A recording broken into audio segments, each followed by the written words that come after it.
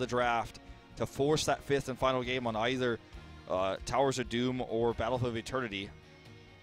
Don't you dare mention it. Warhead Junction. I know you were thinking at G-Cloud. We're not going to that map. It's not happening. Not tonight. How did you know? I had my eyes on Warhead You were like, for you were one like second. Wolf didn't see it. Wolf didn't see it. I'm like, no, I intentionally didn't mention it. You're crazy sometimes.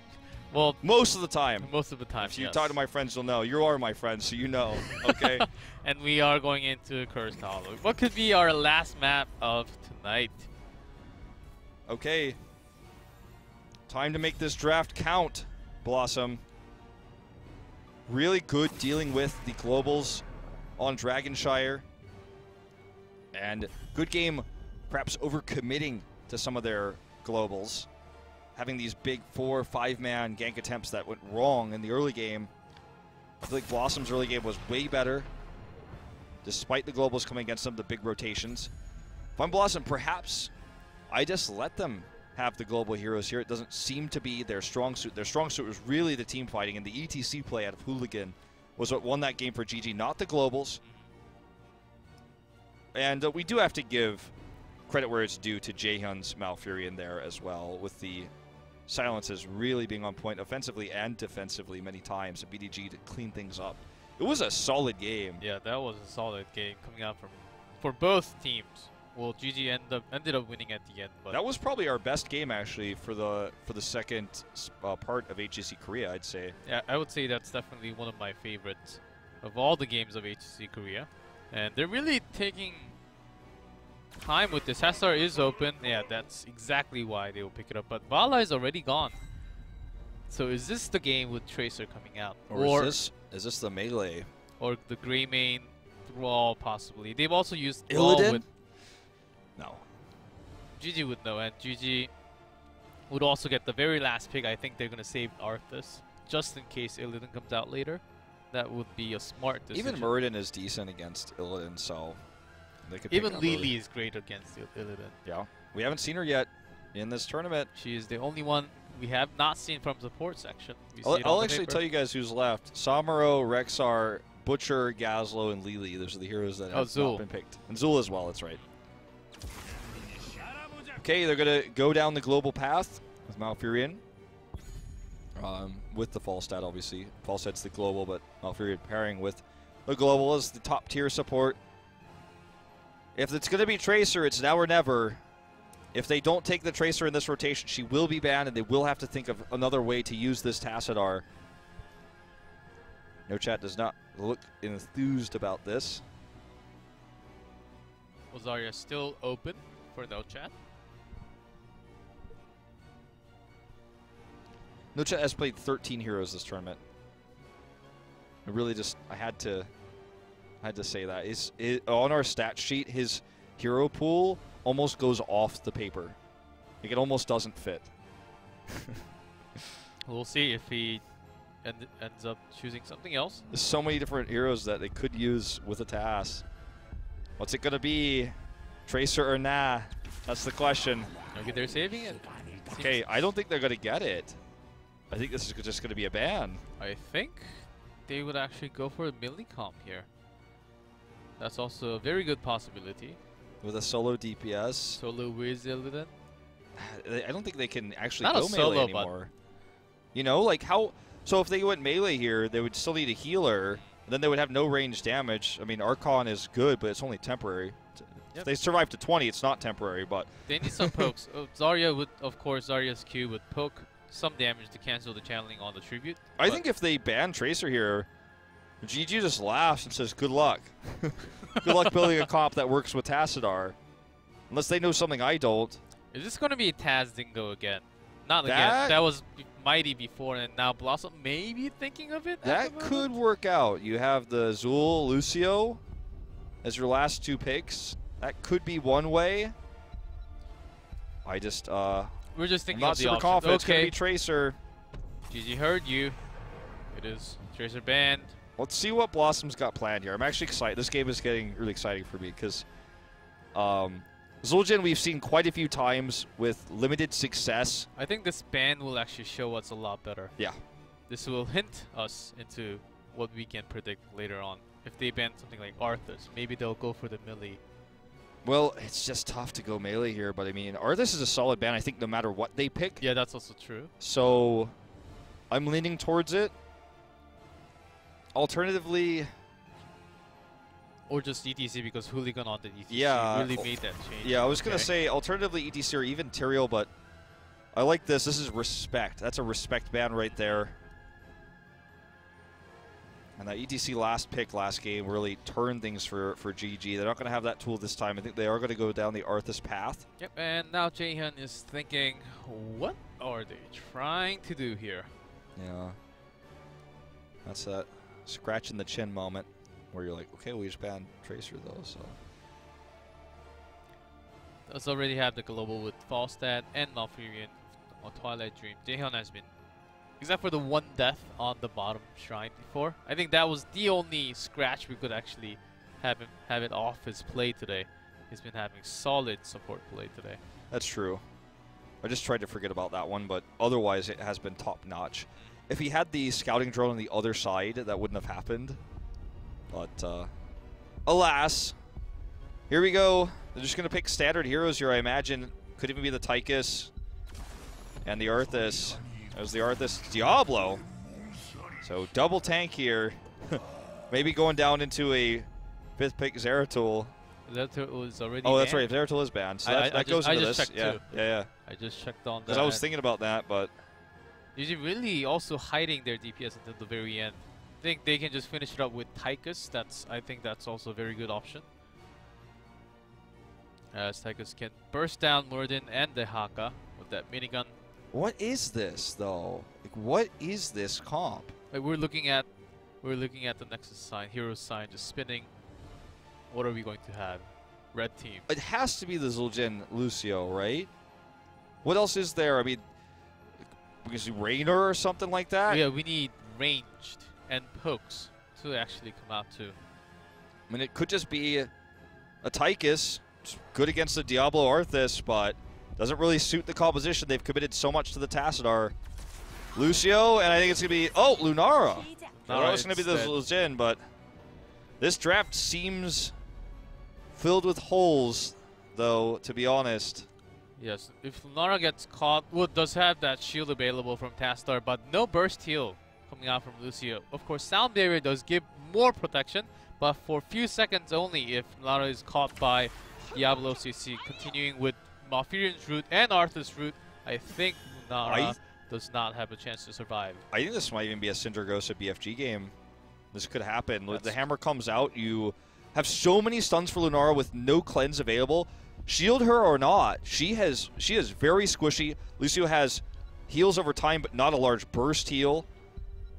I think that GG has the much better comp here. I think that it was a mistake in draft to allow Tracer. I think they wanted the Tracer. They just allowed the ban because they didn't pick her up in first rotation. If this was their plan from the beginning, they're going to have to show me why. I'm going to have to show everyone why as they go into what may be the last game of the night on Cursed Hollow.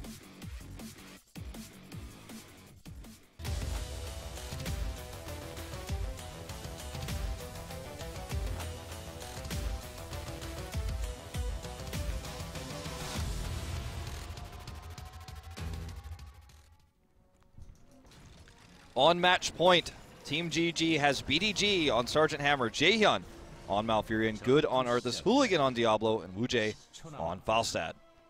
And in red, BlossoM, Scarlet on Lucio, Dudu on Lunara, Ruiz on Dehaka, Judy on Muradin, No Chat on Tassadar.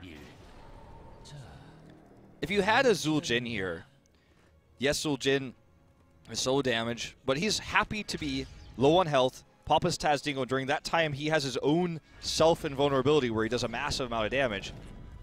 Tassadar keeps him alive.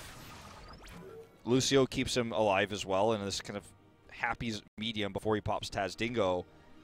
And you could make an argument for that comp, I really feel, but Lunara is going to be so difficult to defend. Yeah, the reason why we're talking about Zul'jin is that Lunara does not have the burst that Taz Dingo will actually bring. It's same ranged, consistent. Lunara also have poison, but against this very strong tanky comp like GG has, well, from my point of view, I don't think Lunara was the best pick after losing their Tracer. Yeah. And again, if they planned on this from the beginning and they didn't want to play Tracer, I just really want to see why. Because I feel like no matter what, at the end of this game, everybody learns something. And I think the main two things we're looking at is, does Lunara work in this comp, and why does it work? We're looking to find that out. Or the other thing to learn is, this was a bad draft, and even though you could see perhaps the idea in theory, the Tastar having the extra shields and the lifesteal just isn't good enough when you don't have answers for the CC. Look, we were talking about roots with the Howling Blast, Malfurion's Entangling Roots, Diablo, even Gust is available. I'm worried for any sort of hard engage when we have these tribute fights, you know? How are they going to stop these tribute fights from going in GG's favor? Yeah, look at this! He's so aggressively positioned, took so much damage. At the bit of Howling Blast, he's dead 100%, no way out. So I follow you. I really feel that coming out. And Tastar, of course, can also do a lot of damage with Archon after 10. But that's after 10. I think GG will have a stronger push. And also, I think Syndragosa can also kind of pair with APOC with that slow. I think it's going to help hit the targets on that APOC, and also Twilight Dream coming in with, as you mentioned, BFG. Yeah, I think this is definitely a BFG game because the damage that comes out from the Napalm Strike is slow and easily healed by Lucio. It can help delay tributes, for example, and that's one thing that's really good at, but I think the burst is much more powerful. Syndragosa just seems to be an obvious choice here. You don't need the self-sustain against no burst damage against you. You have the slow, sustain damage, and yes, Archon can be quite powerful, but let's see how this plays out. Let's not count our chickens before they're hatched, so to speak. Yep, and also Lorden taking block at level 1. Wants to cancel some auto attacks as Falstad, of course, went into season marksman. Yes. Building it up here. Slow sustained damage onto good, but no kill. And this push in the top lane is just working down this fort. And Tastar hat maybe be able to. No, it does get cancelled by Hooligan. Very fast response right there. This is a lot of pressure on the opposite side of the tribute. And Dudu is in a really aggressive position right now as good comes in, and uh-oh. I feel like I explained this earlier. They're going to get the counter kill, though, with Wiz brush stalking up. It's going to cost them the tribute. But you can see already the kind of things that we've been describing in the draft. Good is actually going to get caught here. This is a quick rotation. Very well done, using Lucio's speed boost to get the second kill. No way out. If this continues, might not matter what happens later on, but I feel like in terms of when it comes down to after the second tribute is taken from GG, that's when I'm really worried for BlossoM. And the good things about BlossoM, they have a really good chasing team comp, where they get Dwarf Toss and Lucio can speed boost. Nara is already way too fast for anyone else. And Tastar can also just shift away for that plus movement speed. I think they can catch so well. If they start to win the team fight, I think they can actually chase for the team wipe or plus few more kills. Slowest camp take of all time. Only way it could have been slower is if Nova was also shooting with them. It's already slow. The only, as Koreans say, the only good Nova is a dead Nova. Oh, it's that's true, a good though. saying. I've actually never heard that one before, but I'm going to see this commitment to killing Wiz on the top lane. This rotation, this lane swap for the 3-man in the top lane has really been working well for GG. They're not going to be able to deny this tribute take, so No Chat will grab this, putting us at even, which is actually really important because I feel like that's the risky point when they have to force that fight when they're down in tributes, when the curse point is against them. Really strong push in the top lane, a much stronger one than this bot one, but this is not negligible by any means. Oh boy. Cannot Dwarf Toss away from, look at all that CC, that's... I mean, look, the defense here in the bot lane for Falstad is much easier to defend a fort with than what we saw up at the top lane. And now they can rotate down to help defend this. They didn't even get the wall, whereas an entire fort is taken. For the side of GG, it's going to push them closer to 10. They're going to have it first. As long as Wujie plays really defensively back here, shouldn't have a huge problem. The tribute will spawn to the top side. So it was 2 bots. So third one going to be top and left side. And look, everyone's rotating up, but Falstad can get some extra soak and then come up later. Just getting more and more seasoned marksmen. Feet and BDG with Diablo covering him right next to him. Just do lots of siege damage comfortably on that siege move.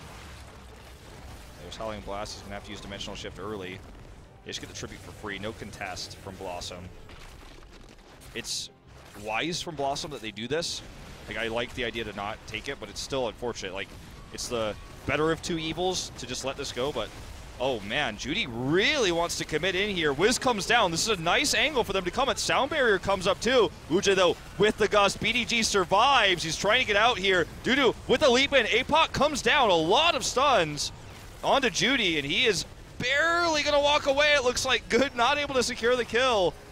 And this is best case scenario absolutely for BlossoM.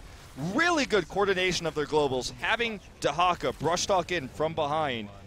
And they baited him super hard. Judy's like, hello, I'm going in, and GG has faces that look like question marks as they start to hard engage, and then suddenly the flank comes in. Really well played, and now we're going to go into an even 2-2 split on tributes. And BlossoM is really proving themselves what they are bringing into this game. Didn't really think about Leap coming in with that Leap. Lara can dodge all the CCs coming in at the same time. But when caught, of course, what we've been saying will be very tough. Sure. But with that leap, she has an extra protection on herself. That's true. Just kind of get vulnerability frames essentially up in the air in those moments. So we see this commitment actually. Jaehyun comes down. This is the route, but there's no follow-up, so we'll actually be fine. We haven't seen Dudu really make any mistakes in terms of positioning either. The routes that we see on him are always in safe spots, so he just gets away. There's no follow-up. This is constant damage. This is, I mean, we're in a game that's basically dead even. 1 lead on structures for GG, but EXP is even. Winner of this tribute will take Curse. It's a favorable spawn for GG. It's on blue side. Falstad flies over. They have Gust. Have Gust. Dahaka can also join the team fight anytime.